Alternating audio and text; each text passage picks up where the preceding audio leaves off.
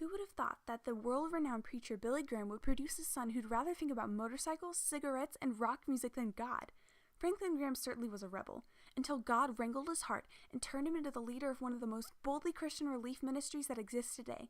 In his autobiography, Rebel with a Cause, Franklin Graham tells the exciting story of his life and how trusting God, through prayer, accomplishes more than we could ever dream. William Franklin Graham III is the fourth child and first son of Billy and Ruth Graham. He was born on July 14, 1952. He has 3 older sisters and a younger brother. They lived on 150 acres in North Carolina named Little Piney Cove. Since birth, Franklin has had a love of loud noise, smoke, and fast things. Therefore, he loved the freedom of Little Piney Cove. But one day, construction workers came and Franklin learned to smoke around the age of 6. His mother tried everything to stop him. Franklin's rebellious ways continued into school. He got into fights and disobeyed for fun, as long as he didn't get caught. He struggled to get in and stay in college.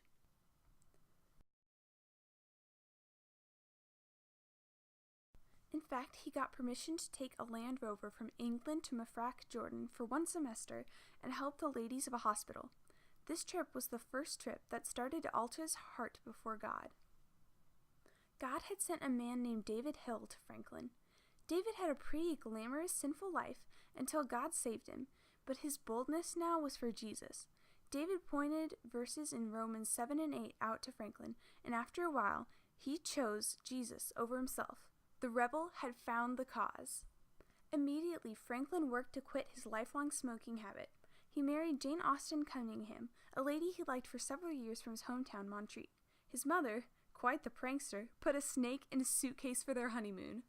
Long before his start to ministry, Franklin met Bob Pierce, founder of Samaritan's Purse.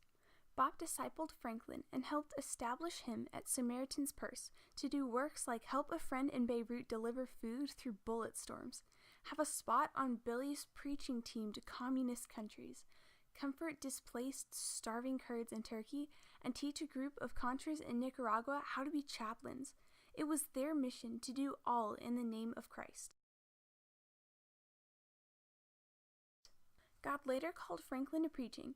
It was nerve-wracking at first, but he started doing crusades with Dr. John Wesley White. He now occasionally preaches by himself, since he's also the president of Samaritan's Purse and he runs his family of 6. Franklin wrote his autobiography over 20 years ago, and has since helped countless lives and souls be saved all around the world.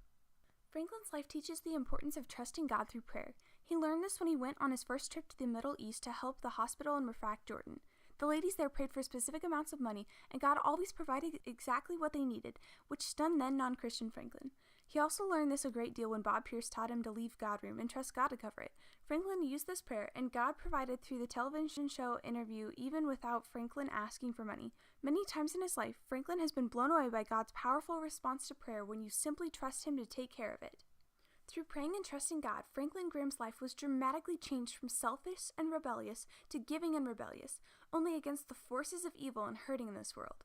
God used Franklin's attitude to become passionate for the lost instead of his own desires. Franklin teaches that praying earnestly, when you know you can't handle it, gives God room to do his plan. Because of God's saving power, it is Franklin's mission to rebel against the world for the cause of freeing others. Thanks for watching.